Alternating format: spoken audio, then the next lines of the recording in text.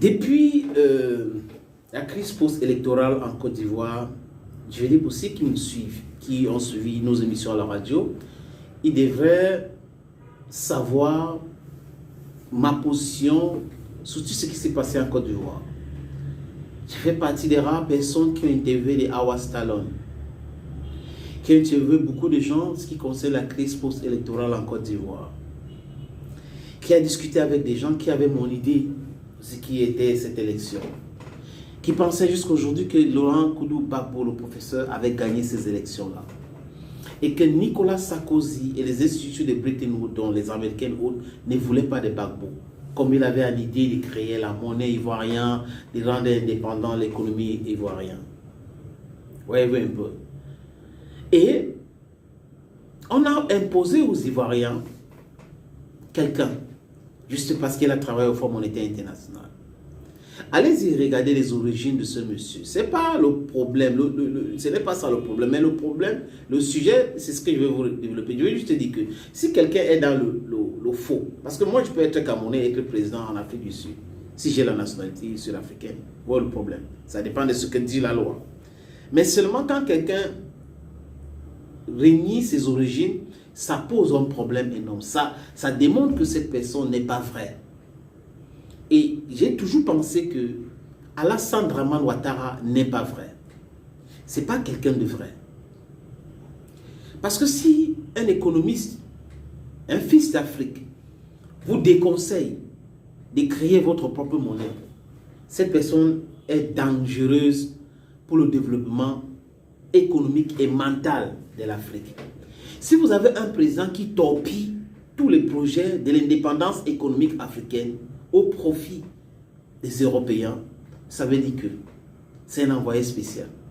Et pour ceux qui n'ont pas compris que si Nicolas Sarkozy, Alassane Ouattara, ami de Nicolas Sarkozy, était un envoyé spécial, il faut vous replonger dans les années 90. Quand ce monsieur a été proposé par la France à Houphouët-Boigny pour redresser l'économie ivoirienne, l'histoire est là. Ça va raconter pour des enfants qui n'ont pas eu la chance de comprendre cette histoire dès le départ. Il devient Premier ministre.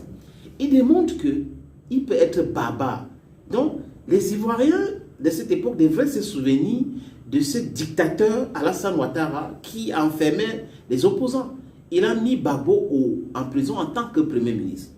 Il a bâillonné tout le monde. Et quand Houphouët-Boigny part, au début des années 90, il y a eu un power tussle. Et Bédié est devenu président, parce que c'était lui le président de l'Assemblée nationale. Ouattara a commencé à créer les problèmes et Bédié a créé ce qu'on a appelé l'ivoirité. Ce n'est pas ça le débat, les amis. Pas passé. Élection, il y a eu débat. Gbagbo, Alassane Dramane Ouattara. C'était chouette, c'était bien.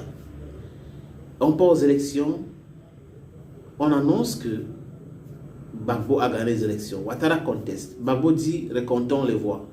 Ouattara refuse parce qu'il avait l'ONUCI et la France derrière, qui a d'ailleurs bombardé la présidence ivoirienne pour enlever Laurent Gbagbo et son fils, Michel. Et sa femme et beaucoup d'autres personnes. Il y a des gens qui ont perdu leur vie.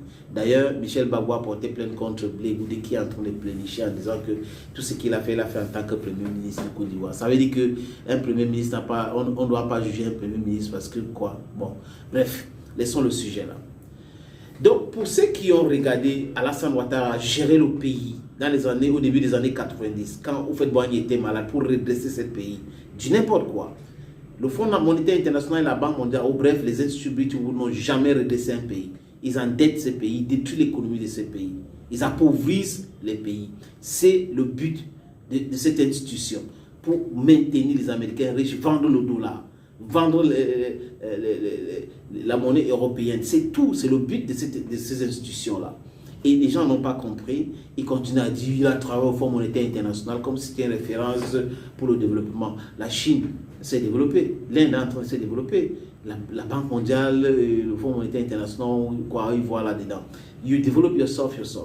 You don't develop because people are helping you. That is what they are. Development starts with your mental. Donc, c'est Ouattara des 90 qui mettait les opposants en prison. C'est ce même Ouattara aujourd'hui qui est arrivé au pouvoir par la force grâce à la France et les Nations Unies, qui a fait 2 mandats, qui a modifié la Constitution, qui refuse ces partis, qui rempile encore. C'est ce même Ouattara qui est en train de mettre tous ses opposants en prison. C'est ce même Ouattara qui refuse, depuis qu'ils ont fait le débat avec Gbagbo, est-ce que Ouattara s'est déjà mis à la télé pour faire un débat avec un autre candidat lors d'une élection présidentielle en Côte d'Ivoire? Jamais. Donc c'était un truc bien préparé par ses ennemis, les ennemis de la Côte d'Ivoire pour que ce monsieur devienne président. Il est président aujourd'hui. Il mate toutes les oppositions dans son pays. Vous toussez, vous êtes en prison. Si vous le critiquez, vous êtes l'ennemi de la Côte d'Ivoire. Comme si Ouattara est la Côte d'Ivoire. Cela est valable au Cameroun aussi, les amis. Où ceux qui sont au pouvoir au Cameroun pensent que si vous les critiquez, vous êtes l'ennemi de l'État. Comme si l'État, c'est eux. Le pays, c'est eux. On peut être opposant, on s'oppose, mais on n'est pas les ennemis, on n'est pas l'ennemi de l'État. D'ailleurs, l'ambassadeur Van Damme a fait ses déclarations cette semaine. Donc, voyez-vous un peu, les amis, dictateur hier, dictateur aujourd'hui. Et quand je vois certains influenceurs ivoiriens qui rôdent autour, qui pompent les choses, qui disent, je vois les égocentriques. Ce sont des égoïstes. Ils pensent à leur pribande, ils pensent aux miettes qu'on les verse là. Ils ne pensent pas à l'avenir de leur pays. Ce n'est pas ça qui les intéresse. Ce qui les intéresse, c'est manger maintenant et tout de suite. Peut-être il peut y avoir certains qui croient en Ouattara. Mais vous allez voir, si vous regardez bien, que la plupart de ces gens-là ne sont pas des gens honnêtes. Parce que si vous êtes dirigé par quelqu'un qui n'est pas honnête, et que vous soutenez cette personne, par tous les moyens, par la force même des armes, vous-même, vous n'êtes pas honnête. Un jour, il se ferait jour et que we are going to tell those people in Africa, not that we're going to do any harm to them. Tell them this is history, because it's important to know the history. Nobody is praying for anybody to do any harm to anybody. No. But we should tell them the truth. Tell them to correct their wrongs. Ouattara is doing so many wrongs, has done so many wrongs to Ivorians, to Africa even. Et in the likes of Ouattara, si vous devez venir en Afrique centrale, c'est-à-dire que c'est comme si c'est les enfants de la même maman qui dirigent l'Afrique centrale. Peut-être le cas de la République centrafricaine, on peut enlever parce que Touadéra est en train de faire un travail formidable dans son pays. Pour le reste, c'est s'éterniser au pouvoir. Et Ouattara pense comme ça. Mais seulement, un jour, si vous ne changez pas, Monsieur le Président Alassane Dramane Ouattara, si vous, qui avez dit que vous étiez démocrate, qui mettez les gens aujourd'hui en prison, si vous ne changez pas, l'histoire ne serait pas clément avec vous. L'histoire ne serait pas clément avec vous. Je sais que peut-être vous n'avez pas de conscience, que pour vous, c'est tout le pouvoir et rien que le pouvoir. Mais votre mentor, celui qui vous a aidé à arriver au pouvoir aujourd'hui, Blaise Compaoré, qui avait éliminé Thomas Sankara, il est où aujourd'hui? Rappelez-vous de ça, de sa trajectoire, de sa vie. Just think about that. It's terrible. Unlike you have a lot of them in Central Africa. See what's happening in Sudan. See what's happening in Sudan. Two individuals, corrupt individuals, putting the country in disarray, making people go on exile. You come to Cameroon, the same situation holds here. You go to Gabon, you go to Congo, Brazzaville, terrible. Equatorial Guinea, the same thing. That's how I want to develop Africa. Now, you can want to stay in power, but refuse to be a dictator. Refuse to put people in prison because of their opinion. That is it.